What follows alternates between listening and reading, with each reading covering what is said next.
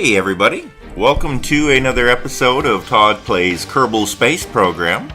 This is a continuation of my experimenting with the Interstellar mod, as well as the Abadon Solar System add-on mod. So Interstellar gives us some very powerful new parts and engines, including warp drive, which is what we'll be playing with today. And the Abadon system gives us a star and some planets that are super duper far away from anything in the vanilla game, which gives us a good reason to use a warp drive. So here you see me launching a new spaceship. This is the KSP Longshot, Kerbal Space Program Longshot, and this is a warp-powered ship. It uses an antimatter reactor, and it has a bunch of antimatter collectors, and it has some plasma engines, and it is really using all of the Interstellar mod stuff. It also has receivers to receive beamed power. So I really designed it to fly into orbit with conventional rockets, and then collect a bunch of antimatter while it's in orbit. And the antimatter generators initially would be supplied by power from the beamed power. So the nuclear power stations that I've already put in orbit would be beaming power to it. You can see that's a discarded conventional rocket that got it up there. And then it would collect antimatter over a very, very long time. It would take years for it to gather enough antimatter to actually go on its mission. So from a role-playing standpoint, it's kind of ridiculous, but whatever, it was fun. So I don't know who that is, but the crew here, Kelvin Kerman, Erdin Kerman, and Theoman Kerman, will be the first Kermans to fly to another solar system. Now, the last attempt to get to Abadon, which is part of the Crags Planet Factory mod, by the way. The last ship I tried to send to the Abadon system was unmanned and worked entirely off of beamed power. And there just wasn't enough beamed power reaching Abadon to power its engines once it got there. So it would make sense to send another unmanned mission, since we haven't really successfully gotten a probe out there to look at anything. But I figured, as long as we're going to use antimatter power plants and warp engines, we might go big or go home, right? This is big technology. This is big, powerful stuff. We might as well send a crew. So I went ahead and, built a fairly large ship. And this is a ship I'm fairly happy with. I actually think the Longshot looks pretty neat. A lot of my ships don't. It has a lot of struts and cables and everything going all over the place, but I don't know. I think it looks okay.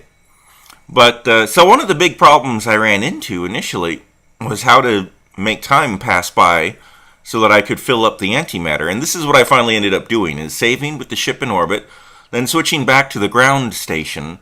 And at the ground station, you can accelerate time to the fastest, highest amount possible. And by doing that, I was able to let enough game time pass, like literally years, to fill up the antimatter collectors. So here we are, finally getting ready to engage the warp drive and fly away from planet Kerbal after loading up with lots of antimatter fuel. And let's see. I think we're going to do it pretty soon. Here we go. We're zooming out, and that's one of our probes that is flying far, far away because I couldn't slow it down. And here we go. We're setting course, and we're getting ready to engage the warp drive for the very first time. Actually, I had done a few warp drive experiments already to make sure I knew how it worked. But there we go. There, the warp drive is crazy. It just makes you go in a straight line.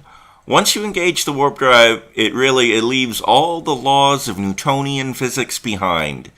Everything you learned about orbital mechanics goes right out the window. You just go straight. But as soon as you turn off the warp drive, you go directly back into your state before you turned on the warp drive.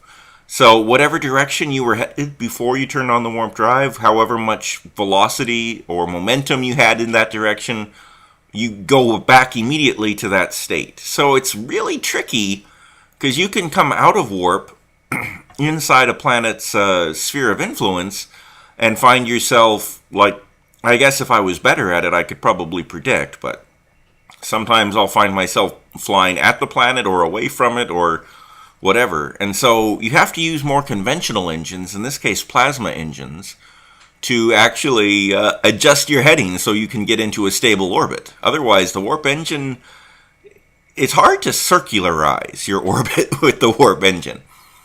So, but here we go. We're coming up on, let's see, what is that big blue planet? That is, we are in the Abadon system now. And I believe that big blue planet is Folio? I think that's what it's called. Yeah, Folion. There's a beautiful shot of Folion out the window. Oh, lovely. This is really exciting. I started playing the game after they had finished adding Elu, so I've never been able to experience the joy of seeing them add a new planet to the game. So they were just using the warp drive to try to get in closer. And so it's really cool to be able to fly out here and look at a planet that I've never seen before. It's been a while since I've gone to a planet that I've never seen before. And just using the warp drive very carefully to try to get closer and closer. This is a really cool looking planet too. It's a gas giant, so it's like Joule. It's probably they just like, I don't know how the mod works exactly, but they probably like copy pasted all of Joule's statistics and then edited and modified it. Obviously they did their own textures. It's a different color, and it looks like it's not just a different color but different actual art as well. Anyway, beautiful, beautiful planet. Big blue marble out here in the far reaches of space. And how lucky are these Kerbals to be the first ones to fly out here and see a planet that has never been seen by the green Kerbal spacemen before. So here we are. Let's get out of the ship and fly around and take a look at the big blue marble. Actually, this gives us a really nice opportunity to see the ship, too. This is one of those situations where, because I'm playing in sandbox mode here, I'm not playing in career mode, or so I don't have contracts, I don't have science, actual science points to gather. I'm just in the sandbox, which is basically creative mode, if this was Minecraft. So, I kind of prefer playing with the science points on. I'm not sold on the contracts, if you'll pardon the pun, sold on the contracts. But I do like the science mode, because it gives you something to do, like, once you get someplace. Once I got out here, I couldn't do any science experiments, because they don't exist in creative mode. So what I did instead of collecting science and stuff is just took a bunch of screenshots and had one of the Kerbals get outside and fly around and just look at everything. And that's pretty fun, too. It's less fun when you're someplace that you've been 1,000 times before. Although I've had a lot of fun using jetpacks on the Mun. Even though I've gone there a bunch, it's still fun to fly around with the jetpacks.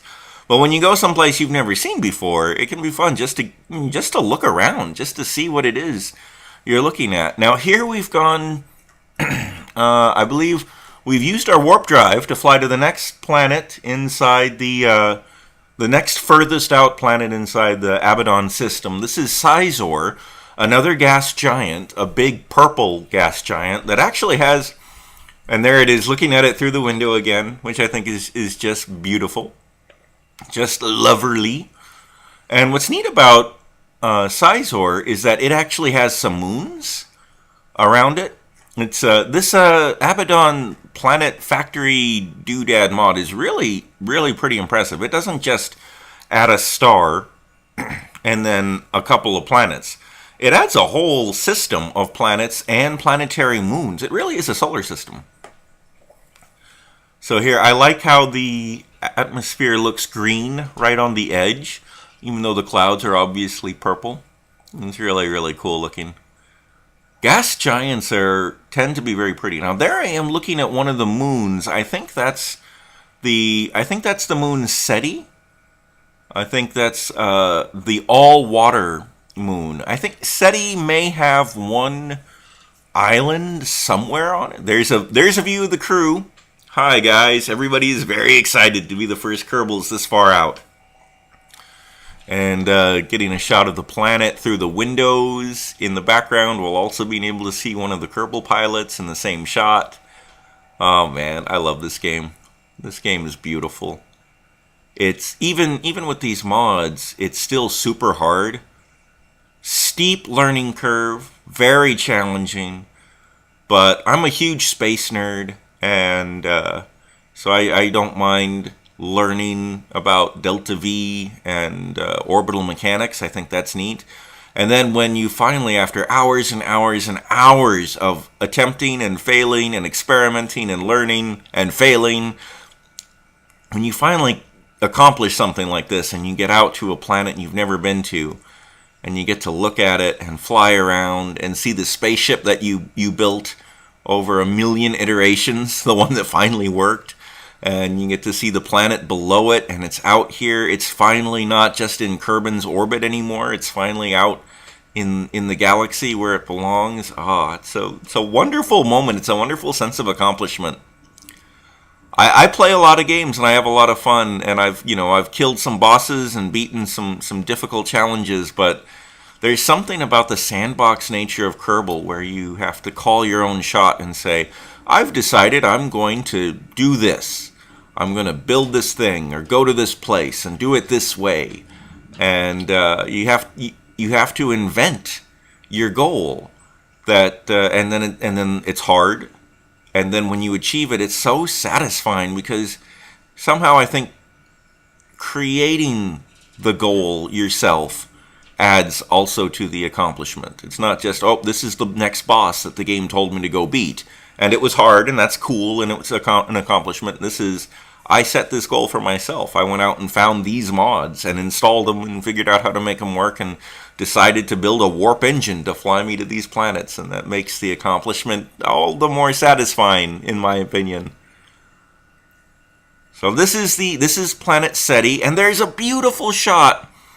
A beautiful shot of Sizor rising or setting behind planet SETI. Just lovely. So a lot of people have said that the Interstellar mod and the warp engine in particular is overpowered, and maybe that's true. It certainly made it easier, like flying to this solar system so far away without the warp drive. Oh my goodness, that would be crazy hard. That would be an incredible challenge. And I wanted to play with the warp drive. Warp drive is cool. I love Star Trek. I want to use a warp drive. So I liked that this gave me more of a reason to. Using the warp drive to go to the Mun or to Duna may be overpowered. Going to this Abadon system seems fair. But the other thing about the warp drive is it's not overpowered because it's super dangerous. You can be flying out to another planet. I think this is the planet Corvus that I'm flying out to now. Another moon around Sizor.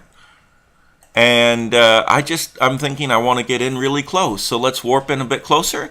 And I warp myself right into the surface of the planet and kill myself. Oh no! So that's the danger of the warp drive.